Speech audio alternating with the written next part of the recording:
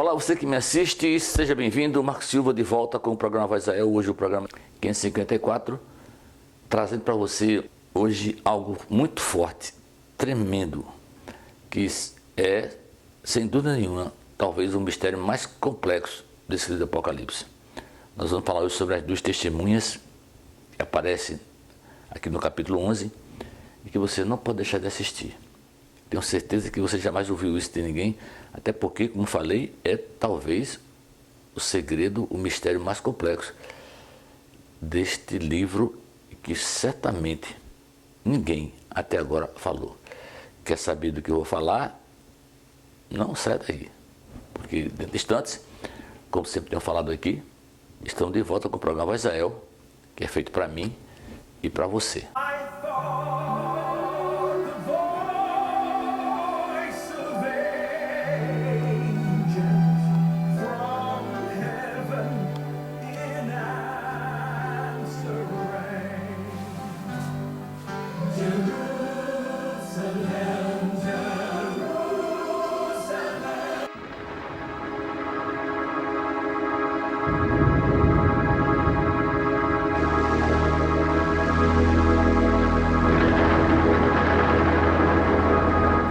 Shalom, shalom, mais uma vez Marcos Silva e o programa Voz Israel, como falei da abertura, o programa 554, e hoje vamos abordar um tema, como falei, talvez o mais complexo, mais difícil mistério, mais difícil código de decifração que está no livro do Apocalipse.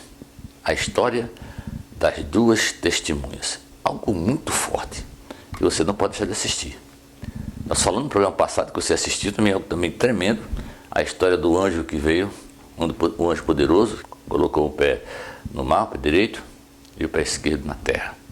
Explicamos isso de maneira bem clara, deixando claro o que é direita e o que é esquerda, porque existe as pessoas que são de direita e as pessoas, os seres humanos que são de esquerda. Nada de novo debaixo do sol, algo fantástico. Se não assistiu o programa, assista. Viu também naquele programa a história do plano oculto do Eterno e também determinação de continuarmos a profetizar até o último dia da existência dessa humanidade sobre o solo desse planeta. Algo fantástico. Recomendo assistir o programa se você não assistiu. Agora, no programa de hoje, você vai ver algo que realmente é muito difícil de entender, mas mesmo praticamente impossível, apenas olhando para as letras. E eu quero começar o programa de hoje lendo com você Apocalipse, capítulo 11, do verso 1 ao verso 10. Deram-me um caniço semelhante a uma vara de medir e me disseram: levante-se e meça o templo de Deus e o altar, e quantas pessoas estão adorando ali. Exclua, porém, o pátio exterior do templo, não meça, porque ele foi dado aos Goim, o Ger. Eles pisarão a cidade santa durante 42 meses. Darei poder às minhas duas testemunhas, e elas profetizarão durante 1260 dias, vestidas de pano de saco. Estas são as duas oliveiras e as duas menorotas que permanecem dentro do Senhor da terra. Se alguém quiser causar-lhe danos, da boca dela sairá fogo e consumirá seus inimigos. Sim, se alguém quiser causar-lhes dano, deverá morrer dessa forma. Eles têm autoridade para fechar o céu, de modo que não chova durante o tempo em que estiverem profetizando. Eles também têm autoridade para transformar a água em sangue e ferir a terra com todo tipo de pragas, quantas vezes desejarem. Quando eles tiverem terminado o seu testemunho, a besta que vem do abismo vai atacá-los, vencê-los e matá-los. Seus corpos ficarão expostos na rua principal da grande cidade, cujo nome, reflexo de sua condição espiritual, é Sodoma, Sidom e Egito, a cidade onde o seu Senhor foi executado em uma estaca. Pessoas de todas as nações, tribos, línguas e povos verão seus corpos durante 3 dias e meio e não permitirão que sejam sepultados. As pessoas viventes da terra se alegrarão por causa deles. Celebrarão e trocarão presentes, porque esses dois profetas os haviam atormentado muito. Sinceramente, algo tremendo, mas tremendo mesmo esse texto. Muito difícil de entender, praticamente impossível. Eu meditei muito sobre esse texto, mas muito mesmo. Buscando o Eterno, uma resposta para isso. Porque você não vai achar isso fácil em lugar nenhum. Não tem. Pode pesquisar. Você vai ouvir algo hoje da minha boca que realmente pode deixar você aterrorizado ou aí dando risadas do que eu vou dizer hoje. Mas faz parte que as pessoas que são incrédulas ou que dizem crer no eterno, mas é só da boca para fora, reage dessa forma. Mas se você tiver um bom coração, um ouvido para ouvir e entender, vai entender o que eu vou falar agora sobre esse texto. É algo muito profundo, mas profundo mesmo. Está além da compreensão, mas muito além da compreensão humana, naturalmente, lendo apenas as letras. É impossível isso aí, entender isso. Você tem que entender o texto dentro de um contexto que realmente dá origem a vários pretextos. Não tenha dúvida disso. Você saber sair dessa, isso é um código do Eterno dado para quem só recebe dele a informação. Senão, não tem como resolver isso. É um texto realmente altamente complexo. O mistério aqui é profundo. Profundo. Veja que aqui o texto começa dizendo: deram-me uma vara, um caniço de medir, e me mandou que ele se levantasse e medisse o templo, o átrio do templo, contasse as pessoas que estavam ali. Quem lê isso, se não para pensar e imaginar e buscar do Eterno, aí começa o segredo dessa história, que é muito complexa, que é muito esquisita. Medir o templo, você tem que entender, é primordial, é indispensável que você saiba que templo está falando. Por acaso Yohanan está medindo o templo de Jerusalém? Na cidade de Jerusalém? É esse templo que está medindo? Vai tentar mandar ele medir? Você tem que lembrar que Yohanan está aí em espírito no mundo da perfeição, com as almas, com o Rei dos Reis, o Eterno, que é do céu e da terra, que está lhe mostrando os seus segredos através do testemunho de Yeshua Ben Yosef. É a primeira coisa que você tem que entender. Esse templo não é o templo da terra. Até porque Yohanan viveu até o ano 99 depois da Era Comum, depois da morte do Mashiach. E esse livro foi dado a ele, essa história que ele escreveu, entre 92 e 95. 4 anos aproximadamente antes da sua partida desse planeta. O templo não existia mais, o templo foi destruído em 70. Ou você não lembra disso? Não está falando desse templo, está falando do templo celestial. Isso é uma metáfora para o templo celestial. Não é essa história de templo físico que até hoje os religiosos bitolados, uma visão amarótica, olhando só para frente e para o seu umbigo, bairristas, exclusivistas, que ainda desejam, sonham a construção do terceiro templo físico, quando a própria palavra diz, eles parecem que são malucos, são cegos, tem alguma coisa errada com esse, só pode ter alguma coisa errada com esse povo, porque eles leem, são estudiosos. A palavra diz claramente que Deus não habita em templo feito por mão de homens, não habita e jamais habitará. Ele habita no templo que ele fez, que é você, é o seu coração. Se você está com o coração limpo, se você realmente o ama, se você realmente obedece à sua instrução, conforme ele ensinou, deu testemunho através de Yeshua Ben Yosef, o homem carne e osso, como qualquer outro homem que veio aqui trazer a palavra como ela é realmente, não como ensino de homens, de profetas sábios, entendidos, babas, não, mas segundo a instrução do Eterno, porque o coração de Yeshua estava cheio de Hashem. Por isso que ele é, como diz lá em Tessalônica, a carta aos Tessalonicenses, capítulo 2, verso 9, que Yeshua, aqui na verdade, ele deu testemunho da plenitude do que Deus é. A plenitude do que Deus é, não que é Deus. Já expliquei isso, por causa disso. O testemunho dele. Então está falando desse templo. Esse templo não é o templo da terra. E vejam um detalhe que faz a diferença aí, é que ele diz assim, agora, não conte, viu? Não conte o pátio externo do templo, que está fora desse templo, que não está dentro aqui. Esse povo não pertence aqui. são os Goim, Ger, estrangeiros, pessoas estranhas a Hashem, pessoas que são servas de Ra-Satã, que são do contra, vieram para contrapor a palavra, afrontar a Deus, como foi Nimrod, primeiro homem debaixo do sol desse planeta, depois do Mabu, dilúvio, a afrontar a Deus, peitar a Deus. Muitos ainda continuam fazendo isso.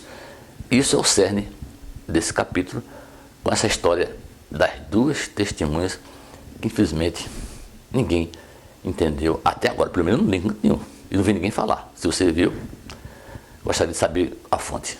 Agora, veja bem, porque esses Goim, esses elementos, esses seres do contra, servos de Ra-Satã, secretário de Ra-Satã, que trabalha para Hashem, o Ra-Satã, que é o chefe deles, trabalha para o chefe do chefe, que é o Adonai Sevaô, o Senhor dos Exércitos, vai pisar esse templo, Jerusalém, a cidade santa. A cidade santa, entendeu? Isso é uma metáfora para agora a cidade terrestre, durante 42 meses. 42 meses. Isso quer dizer o quê? 42 meses? É. Quantos anos? 6 anos. É. Não, 5 anos? 3 anos? Não. Não está falando disso.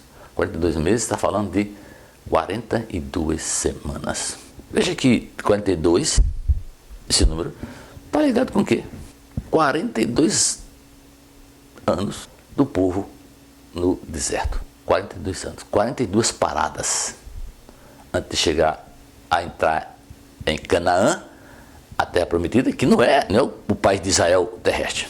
Aquilo é uma metáfora, um mar para mostrar que Deus existe, que Ele é verdadeiro, que as suas profecias se cumprem. A terra prometida não é Israel físico, mas Israel do mundo perfeito, que é Olam Abba. Por quê? Já leu na Bíblia que diz que você vai para a terra mais bela que existe? A terra mais bela que existe nesse planeta. Está dizendo ali. A palavra diz, a terra mais bela. Jerusalém, Israel, o país é o país mais bonito do mundo. A geografia de Israel é a mais bonita da terra.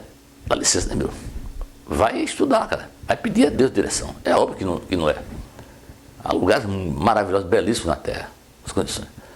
100 mil vezes, aparentemente, mais bonito do que Israel. Mas Israel, o país que representa o povo santo, nação separada, sacerdócio real, povo de Hashem, realmente é o mais belo. Porque está falando do mundo celestial, onde a beleza é plena, completa. Não há imperfeição, não há imperfeitos, não há entropia, há sintropia. Não há caos, mas sim harmonia, perfeição. Está falando disso. Falando disso, e você vai ver que o texto vai confirmar. Aí ele começa a história das duas testemunhas que profetizarão por 1260 anos. Aí entra o X da questão. As duas testemunhas. Quem são essas duas testemunhas? O que é essas duas testemunhas? Você sabe discernir? Sabe dizer algo acerca disso? Os estudiosos, os eruditos, os professores de Deus que estudam teologia, e mestrado, doutorado, hebraico, gematria, sábios, nossos sábios dos judeus, os famosos sábios de Israel, sabem o que é isso? Alguém já definiu isso? As testemunhas? São duas pessoas? É o que, na verdade? Aí precisa estudar, precisa ter compromisso com o Eterno para entender isso. Primeira coisa é entender por que 1260 anos. Aí está o caminho, aí está a dica, a verdadeira dica, ou seja, um insight que leva você a entender do que são essas duas testemunhas. Uma metáfora para o quê? A palavra de Hashem. Por que duas testemunhas? Há quem diga que a testemunha era Moisés e Elias, os profetas. Porque o texto, quando você começa a ler, parece, né? Diz que fechará o céu, não vai parar de chover, foi o que Elias fez, né? Assim? De poder para matar, fazer praga, desgraça sobre as pessoas. Não é? Está escrito isso? Ou não? É isso que está escrito. Mas está falando disso? Preste atenção. 1260 anos. Foi o tempo que a Igreja Católica Romana, que foi embasada, solidificada na Espanha, com Isabel de Castela e Fernando de Aragão, que conquistou toda a Europa, e foi responsável para que eu hoje esteja aqui e você também esteja aqui. Porque, de maneira ainda que pareça engano, pareça o erro, o errado, que realmente está errado, mas era o certo de maneira errada que eles estavam fazendo, nos espalharam por toda a terra, mais uma vez, a terra desconhecida, no caso as Américas, em especial a América do Sul e aqui o Brasil.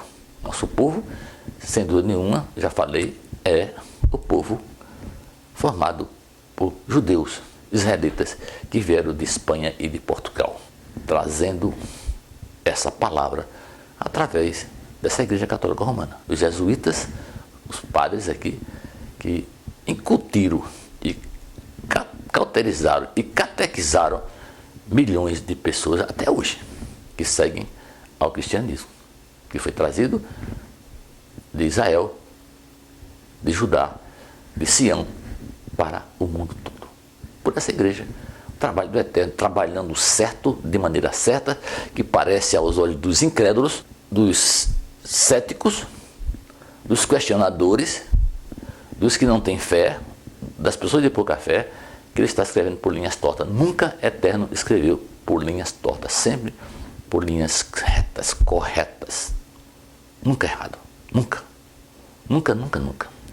Parece aos seus olhos que você é torto, mas ele não é. De assim parecer. Então, a igreja fez isso. Essas testemunhas é que a igreja ensinou. O livro, qual foi o livro que a igreja trouxe? Mesmo ensinando errado, ensinando o certo de maneira errada. A Bíblia. O que é a Bíblia? Taná, Torá, Netuvim, Ketuvim, Brit Hadashah. Testemunho de Moshe e de Elias. Mas a palavra, o Espírito que está em Moshe, está em Elias, está em mim e você, se realmente podemos enxergar que ele vive em mim, vive em você. Podemos enxergar que ele vive em nós. É isso. Essa é a testemunha, a palavra do Eterno. Taná, Brit Hadashah, que foi pregado por essa igreja, mesmo de forma errada, certa de maneira errada, por 1260 anos. A Igreja Católica Romana dominou o mundo, imperadores, reis, tudo era a igreja. 1260 anos dominou todo o mundo existente. E aqui no Brasil, de maneira mais radical, terminou isso no ano de 1889, com a criação da República aqui no Brasil. E teve aquele manifesto do Beato Católico Romano, que trouxe uma guerra, a Guerra dos Canudos, que matou milhares de brasileiros nessa guerra religiosa, porque não aceitou que o Estado se separasse da igreja. A igreja andava numa comunidade com o Estado. A igreja casava, batizava, matava, liberava da morte, fazia de tudo, tomava terra, proibia o casamento dos seus sacerdotes, mudou o nome de todos os nomes judeus que estavam na palavra, criou outra Páscoa, criou outro dia de descanso, fez tudo. Mas trabalho de Hashem, para eu e você, se somos dele, ficar com pulga das orelhas. Que coisa esquisita isso, né? Se você é de Deus, você vai pensar como eu pensei. Não faz sentido. Eu nunca, como disse, antes de 40 anos, li Bíblia. Nunca. Não entendi como se lia a Bíblia.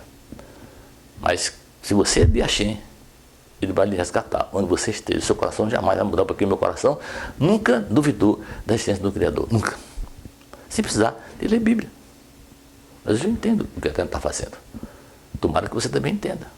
A igreja veio com esse propósito. Porque se não fosse essa igreja romana, se não fosse o cristianismo, onde estaria você, estaria eu. Se esses judeus radicais, exclusivistas, bairristas, religiosos, malucos, queriam só para si a palavra que foi dada aos hebreus, que mais tarde, depois do cativeiro babilônico, passou a ser chamado de judeu. Que eu também sou e você também é.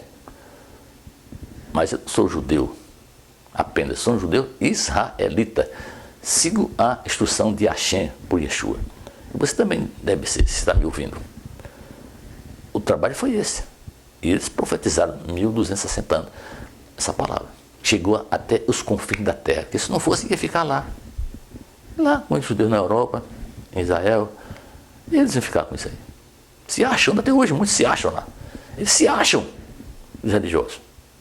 E essa estirpe de gente que está hoje aí, pelo menos nos últimos 20 anos, aflorando nesse país, com vários tipos de judaísmo. Inclusive, messiânico, que é balela, já falei.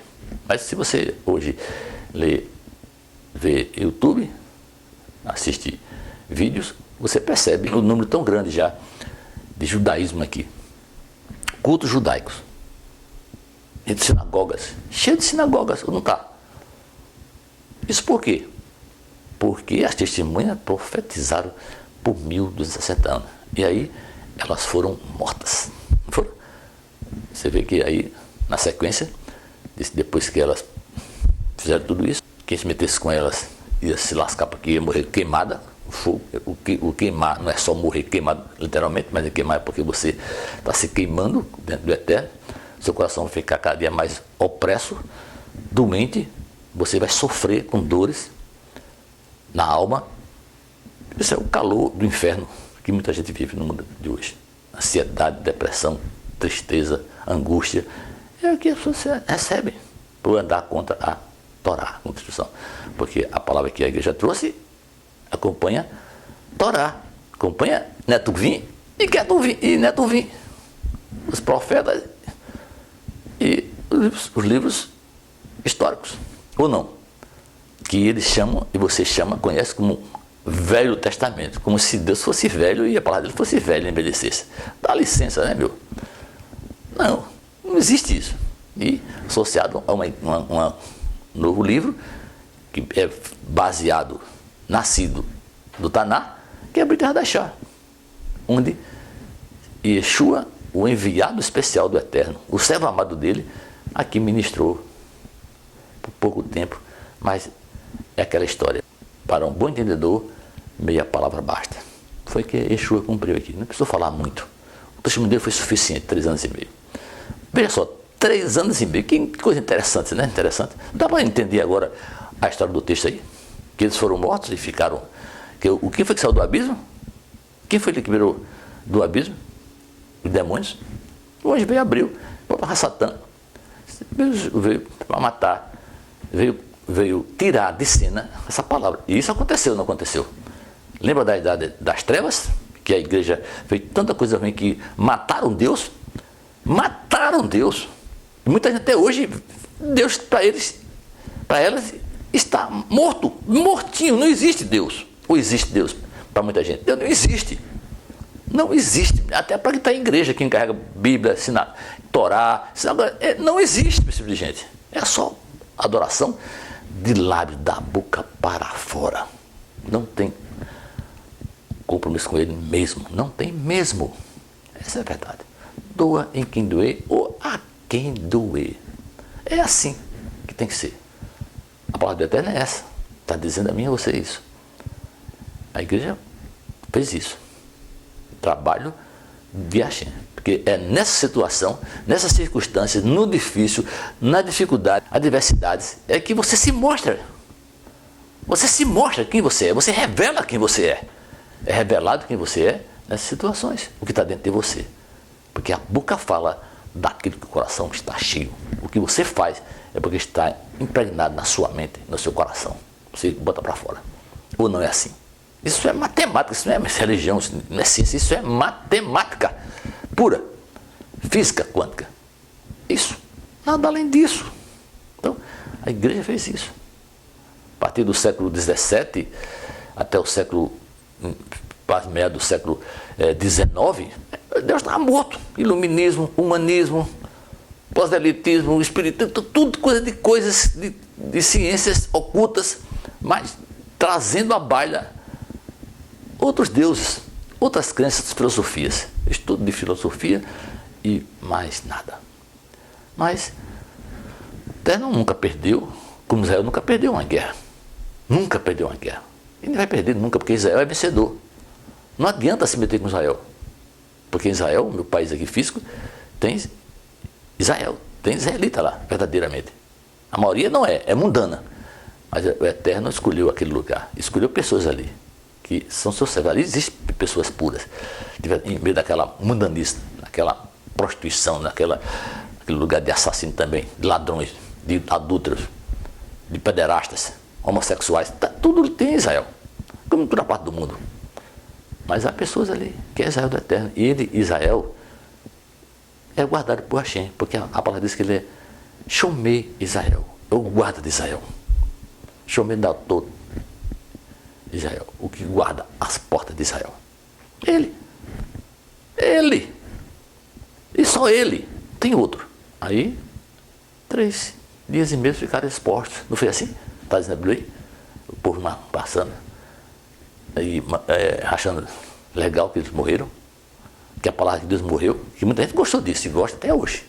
Deus, para muita gente, Deus é algo que tira a pessoa do real, do racional, para o imbecilizado, para o que não faz sentido nenhum. Para esse tipo de gente. Ou não é assim? É ou não é assim? Pensa bem, 3 dias e meio. Lembra que 6 semanas, fala a Bíblia, no Apocalipse, 7 semanas são a grande tribulação, a tribulação que vem sobre o povo, que está acontecendo desde muito. É um período de dor e sofrimento das pessoas. Porque a palavra ficou morta, mas Deus perde? Não. Entrou um sopro de vida e essa palavra está sendo reativada, levada por toda a terra. Como eu falei, está cheio de judaísmo no Brasil, no mundo todo, espalhando o judaísmo messiânico, saindo disso daqui do outro.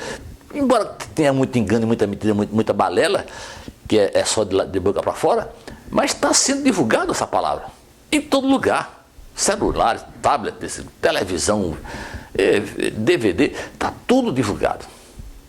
A palavra ela voltou e vai até o fim. Como eu falei no programa passado, o Eterno disse que a gente tem que profetizar até o fim. Vai, continue profetizando. Não escreva não. Continue profetizando. As nações, porque tem que ser. Porque o Eterno é misericordioso. Ele dá tempo para você se arrepender, se você assim quer. Então, essa história está falando disso, da ressurreição, da palavra do Espírito de Elias, de Moshe e de Elias. Que muitos estudiosos, alguns eruditos da palavra, de estudiosos de teologia, também falam que essas duas testemunhas tem a ver com Moisés e Enoque e Moisés. E outra acredita que, não, é que vai aparecer 2 crentes fervorosos. 2 crentes fervorosos. Meu amigo, olha, não vou nem comentar isso, sem comentários. 2 crentes fervorosos. E vai morrer como está escrito aí. Por quê? Porque o cara está lendo letra. Não está entendendo o que o Eterno está falando. No mistério que ele usa, para quem pode entender. Letra, meu amigo. Isso é uma metáfora. Metáfora. Ensino misterioso do Eterno, para quem pode realmente entender. Ou não é assim? Pensa bem, medita nessas palavras, ouve bem, repete e vê se faz sentido o que eu aqui estou falando. E para encerrar o programa de hoje, vamos continuar aqui nesse livro de Apocalipse capítulo 11, lendo do verso 11 ao verso 14. Mas depois de 3 dias e meio, entrou neles um sopro de vida da parte de Deus e eles ficaram em pé. E um grande temor caiu sobre aqueles que os viram.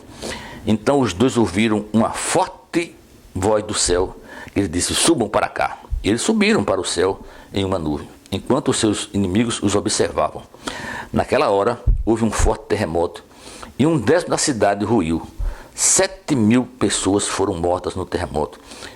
Os sobreviventes ficaram aterrorizados e deram glória ao Deus do céu. O segundo ai passou. O terceiro ai virá em breve. O terceiro ai virá em breve. E é assunto do próximo programa. O terceiro ai. Quando o 7º anjo vai tocar o 7º chofar. Que já tocou. Isso está falando do ponto de vista literal.